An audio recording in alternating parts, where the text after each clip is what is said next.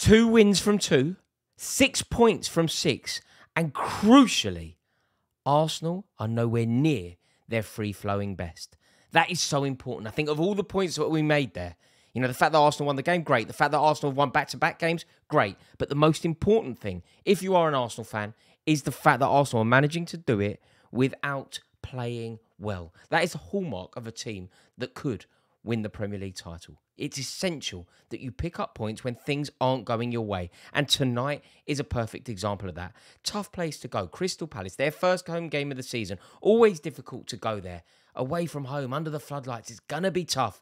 And Arsenal could easily have got a draw tonight. Easily, that game could have ended in a draw. But the resilience on display was there for all to see. And tonight, from Arsenal's perspective, it was a night for steel rather than style. It wasn't about silk. It wasn't about performance. It wasn't about free-flowing football. It was about 3 points.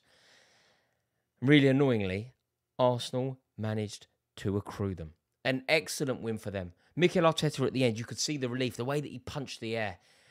He knows quite how big that is. And he knows that overall, don't get me wrong, Arsenal probably deserved the victory. But for those final, 15, 20, maybe even 25 minutes, Crystal Palace were knocking on the door. And therefore, it could have easily ended up in a draw.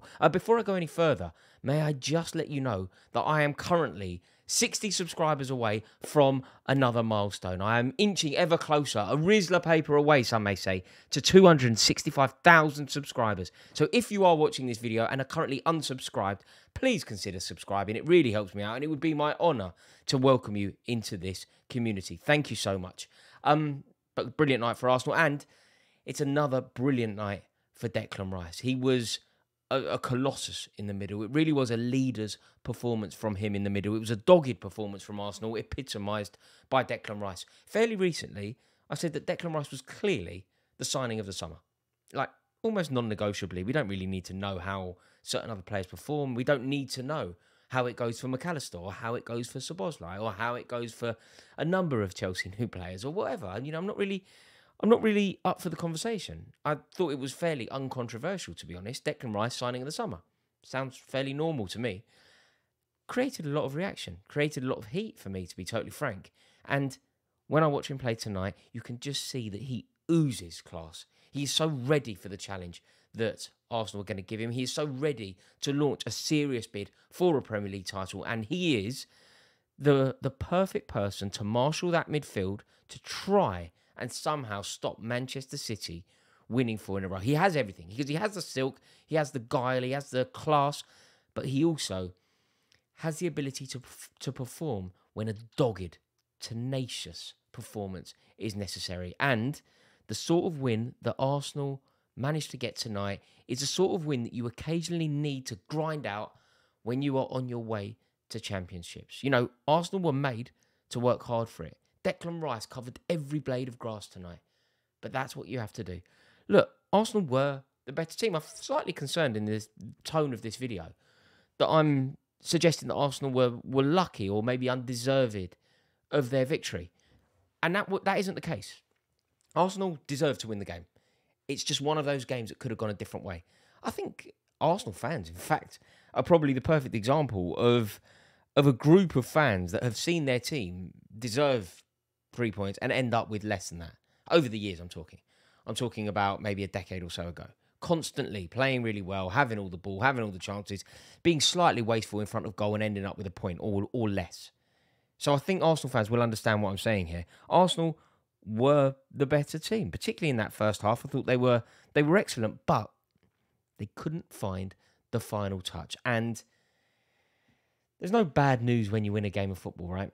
And I don't want to make this too much of a post-mortem, say.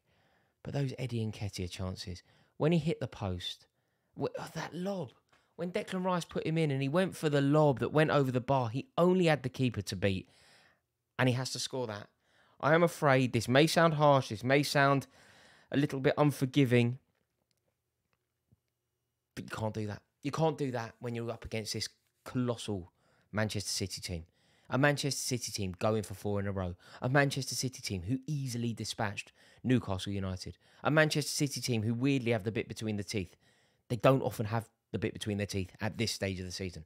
So I'm afraid Arsenal need to be ruthless, cutting, clinical, desperate for victory at every single moment of this season if they are to get anywhere.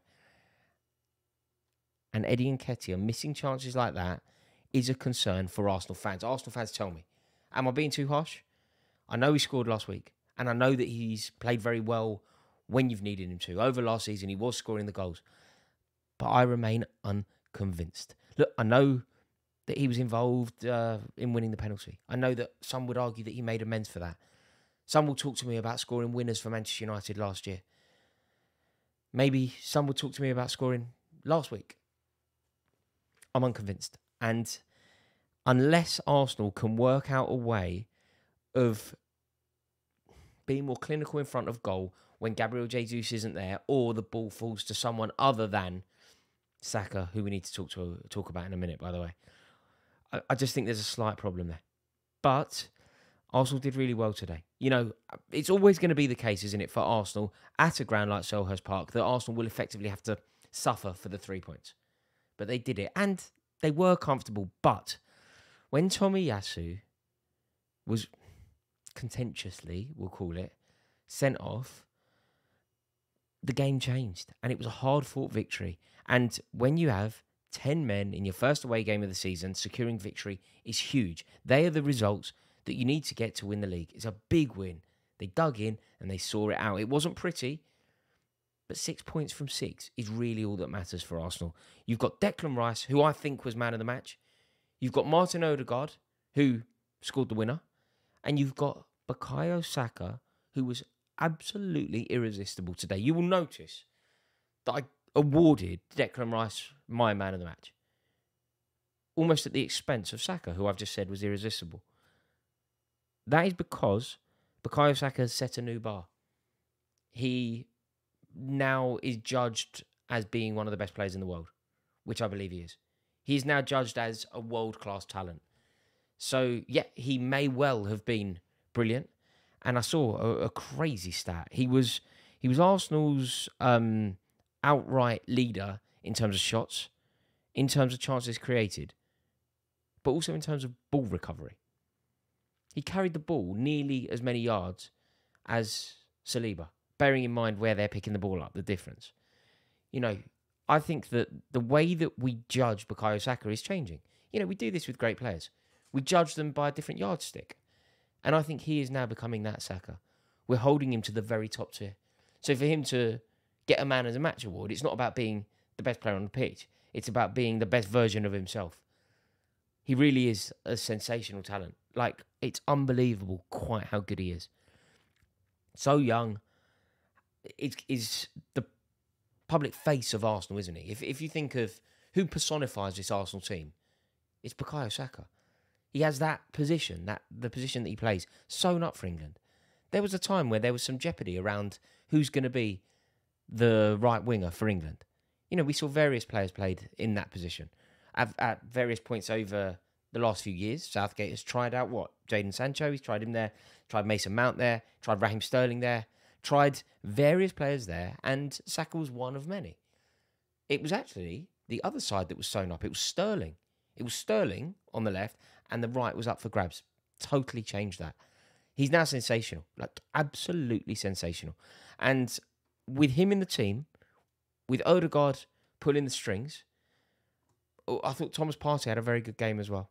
Very clever. They looked after the ball. There was a moment towards the end of the game where Arsenal was clearly under a lot of pressure. They weren't looking after the ball well enough. Suddenly, Jorginho, Zinchenko, Partey, really shrewd, clever. They have a very good team. They are capable of doing an awful lot this season, Arsenal. And results like tonight are so important. I think they learned something as well. Going down to 10 men, when Tomiyasu was ridiculously sent off for taking, 8 seconds to take a throw-in.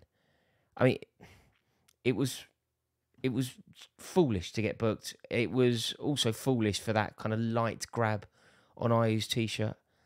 But equally, I think Palace would have a gripe. You know, when Thomas Partey brought down Eze, didn't he? You know, in the box, but VAR not interested, the referee not interested. So I think both teams can have a gripe with the referee.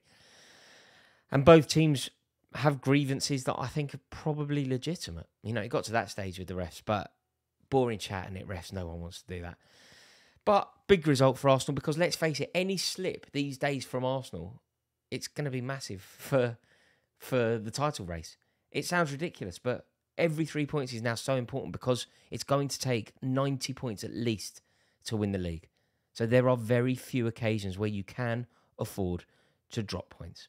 But huge from Arsenal today. Absolutely brilliant. And I think playing badly, harsh, playing, not fulfilling your potential in the way that you played a game and securing the 3 points away from home off the back of watching City win. London derby, under the lights, pressure's on. Annoying, isn't it? Really annoying. Thank you so much for watching this video. I'm going to be in the comments this second. I'm putting the video live. I'm going to be in the comments to see what you have to say. So please let me know, and please do give this video a like if you've enjoyed it. It really does help me out. In a bit, y'all.